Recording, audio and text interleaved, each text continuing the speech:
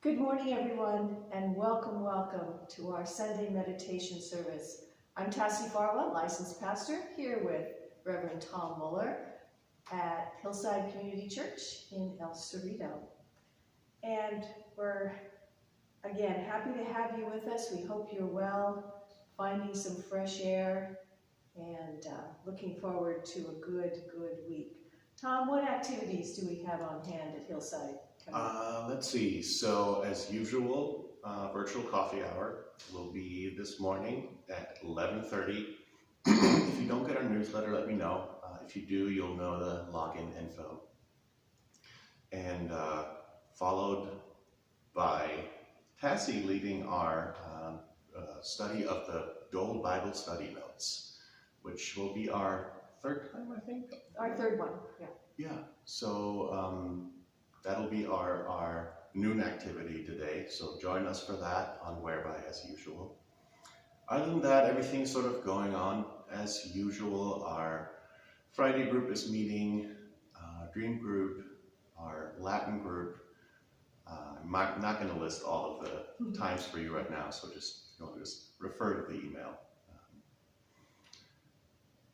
Yeah, that's it. Great. In terms of announcements. Wonderful.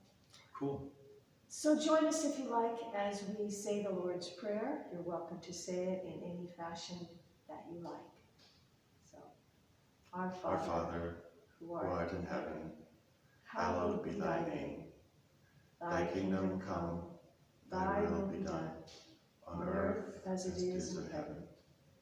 Give us this day our daily bread, and forgive us our trespasses, as we forgive those who trespass against us.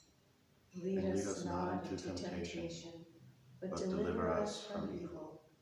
For thine is the kingdom, and the power, and the glory forever. Amen. Awesome. Let's have our usual quick little centering moment before we go into our readings for today. So let's just take a moment, take some breaths.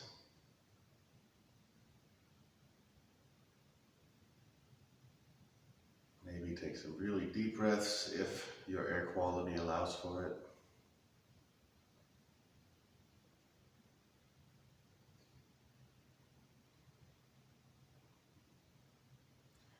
Make yourself comfortable, that there's not too much tension in your body.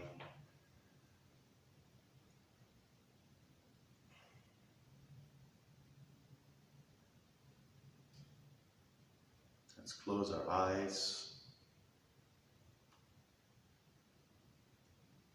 or consciously observe our surroundings.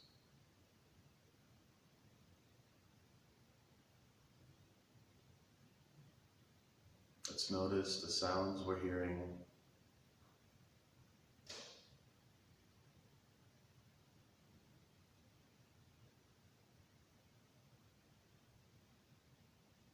Let's notice the air that we're breathing.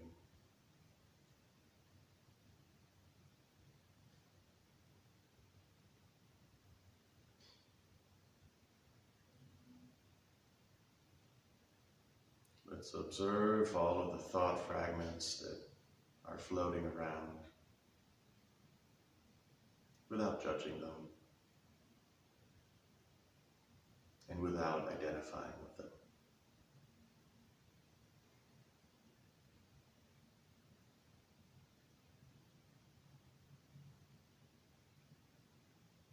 And I invite you to visualize for a moment that you're a tree and your roots are firmly attached to the ground. Going out through the cool, moist ground.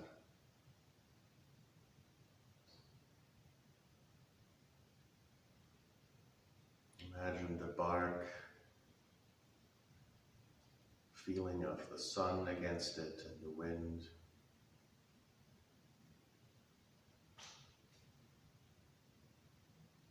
Let's imagine our branches reaching out towards the sun.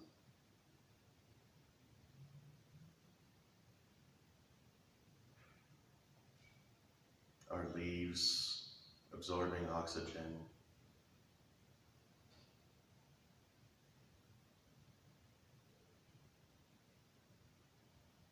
The cool breeze going by.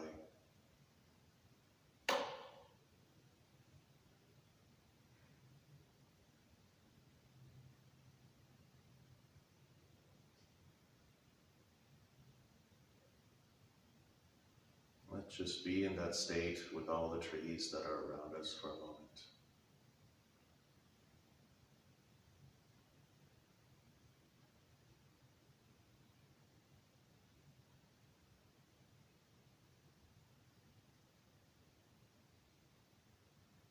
Thank you. Thank you, Tom. So this morning, we'll share some thoughts on goodness, truth, love, and wisdom.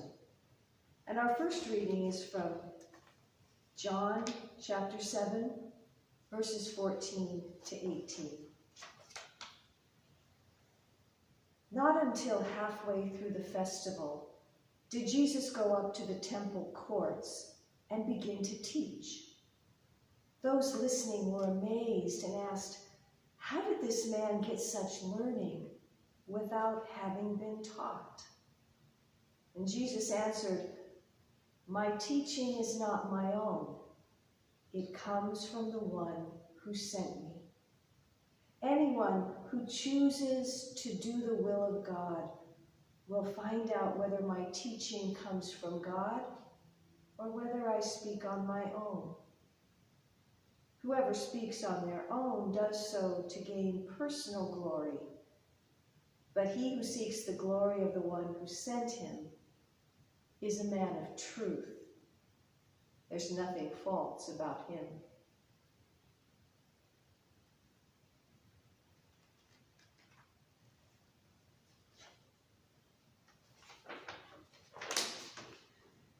And our second reading is from Emmanuel Swedenborg, New Jerusalem, section 25.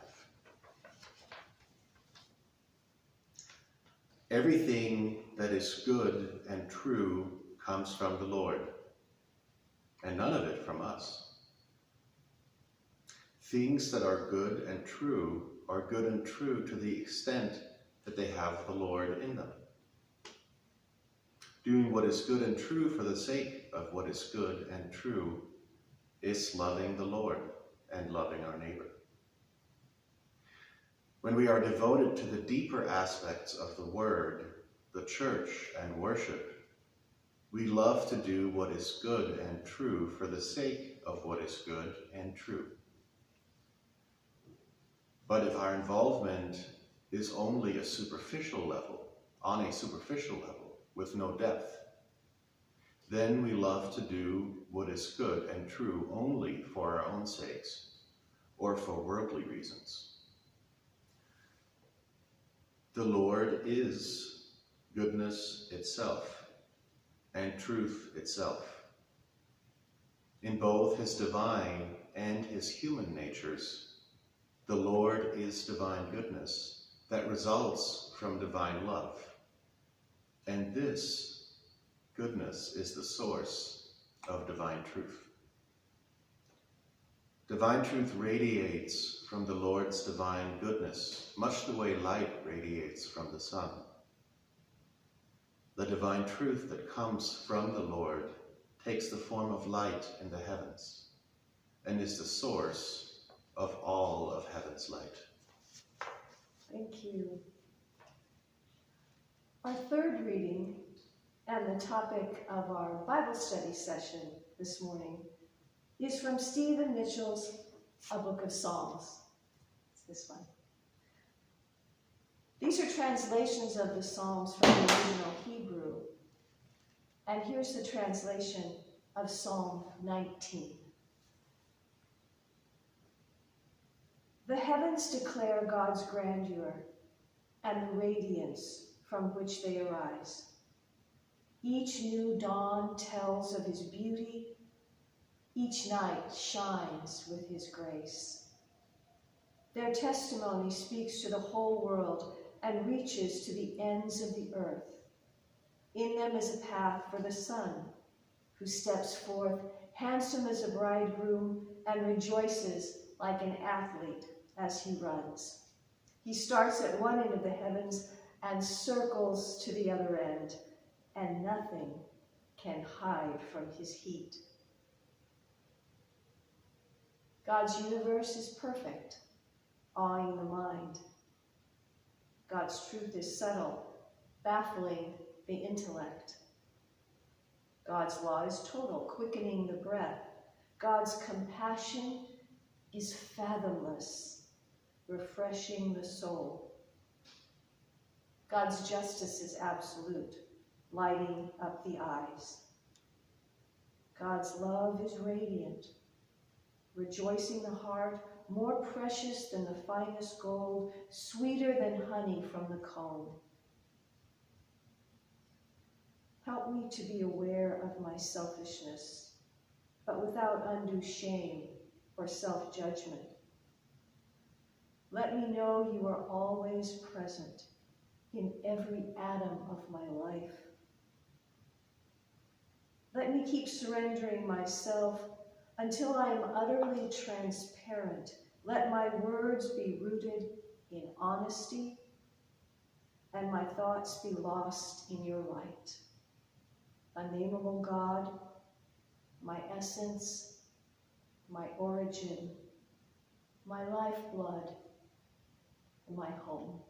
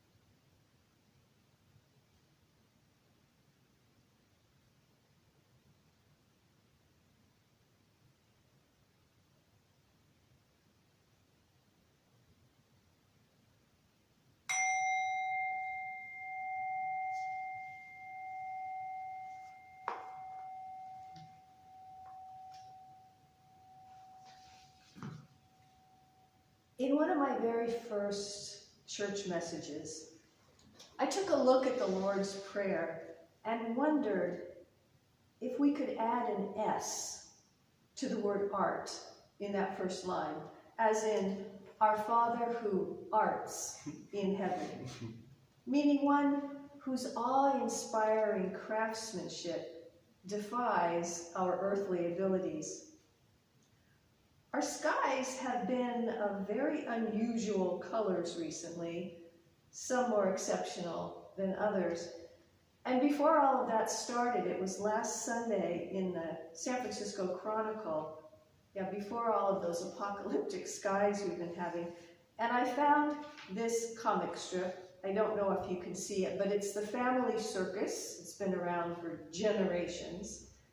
And Dolly and her family are looking at this beautiful sunset. And Dolly says, "It's beautiful. I hope God reruns this tomorrow." Psalm 19 that we read actually reflects Dolly's sentiment with its beginning phrase, The heavens declare God's grandeur and the radiance from which they arise. Swedenborg points out for us that this glory of the Lord corresponds with divine truth in its light. The sun circling the heavens represents divine love. From the sun's heat and light emanate divine truth, traveling in every direction. This is the truth, Swedenborg says, that perfects us because it's wisdom.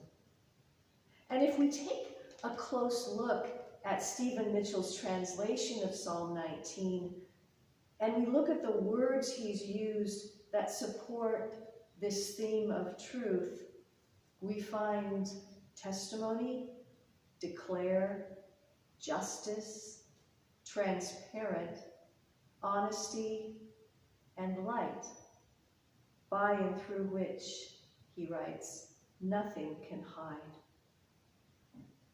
In New Jerusalem, section 25, Swedenborg reminds us that heaven's light, which is divine truth acting as one with divine goodness, enlightens both the sight and the understanding of angels and spirits. Heaven is bathed in light and warmth because it is devoted to what is true and good, since in divine truth there is light, and in divine goodness there is warmth.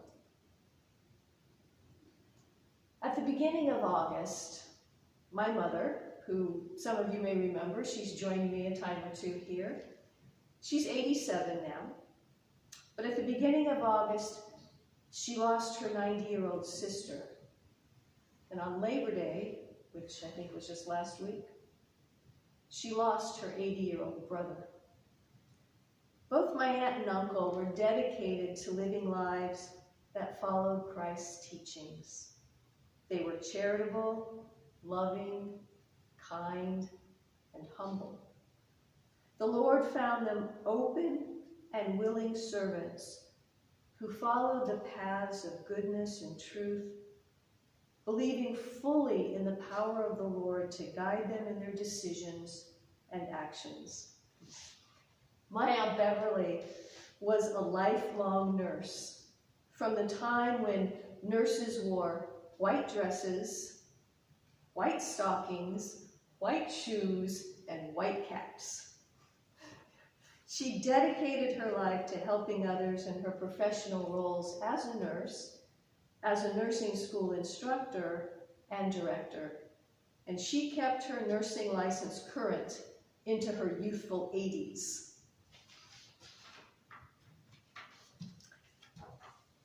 And 10 days before his transitioning to the spiritual world, my mother and I had the honor to sit with my Uncle George at his bedside.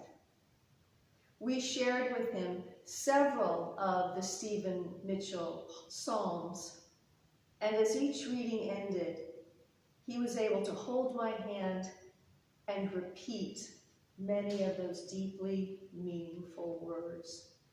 And after that, we sang hymns together. Amazing Grace, How Great Thou Art, Have Thine Own Way, Lord, and of course, In the Garden.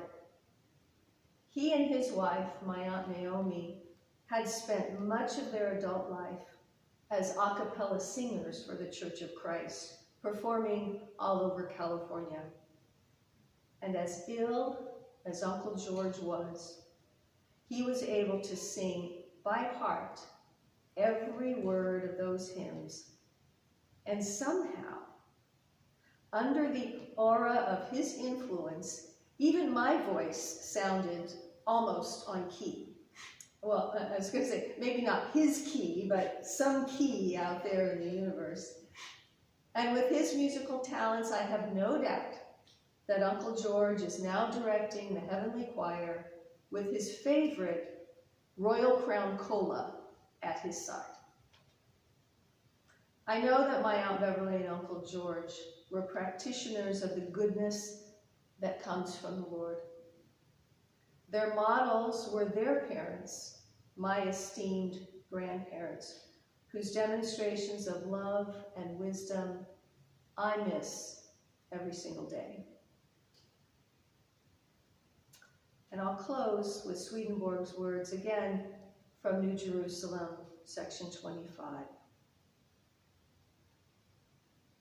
The more we are focused on goodness and on the truths that result from it, the wiser we are. No matter how much truth we know, if we're not focused on leading a good life, wisdom will not be ours. When we have the truths that come from leading a good life, we're actually lifted up out of this world's light into heaven's light, out of our dimness into clarity. We only know what goodness is when we're practicing it and learning from it. Truths grow by leaps and bounds when they come from leading a good life. May the Lord hear our words today. May our actions help us to be lifted from our literal dimness into clarity. And we give thanks for God's continuing grace to hold those needing comfort in their time of sorrow in his divine light. Amen. Thank you, Tassie. Well, thank you. Let's take another quick moment to center ourselves and to simply lift up this past week, this coming week, most importantly, this very moment, to the care of the divine.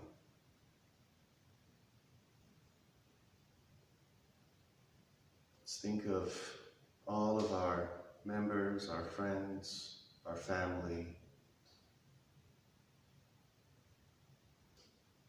the things that they may be going through,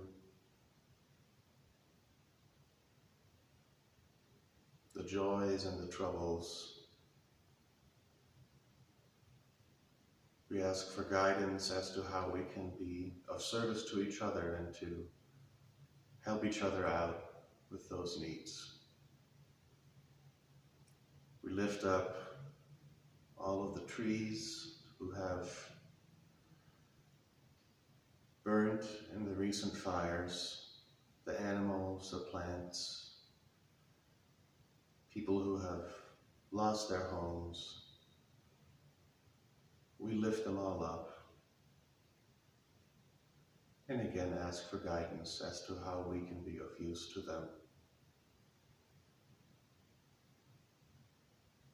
Now, as we go into the next week, we ask that we may be guided by love and wisdom and be sources of blessings to all of those that we encounter. Amen. Amen. All right. It seems like that's about it. Please join us for Please a join virtual us, coffee yeah. hour starting at 11:30. And Bible study, if you're able to join us, we'll be looking at Psalm 19. It's in volume 3 of the Bible study notes, and Tom will be sending, or well, if you didn't receive it, you should. There'll be a link to downloading the Bible study notes online for free. Yep. Okay? That link is in your newsletter in case you haven't checked it out yet. So that's the Swedenborg Foundation link. Cool. Thank you so Thank much, you. Tassie. Hope Thanks to for see you joining. soon. We miss you. Bye-bye.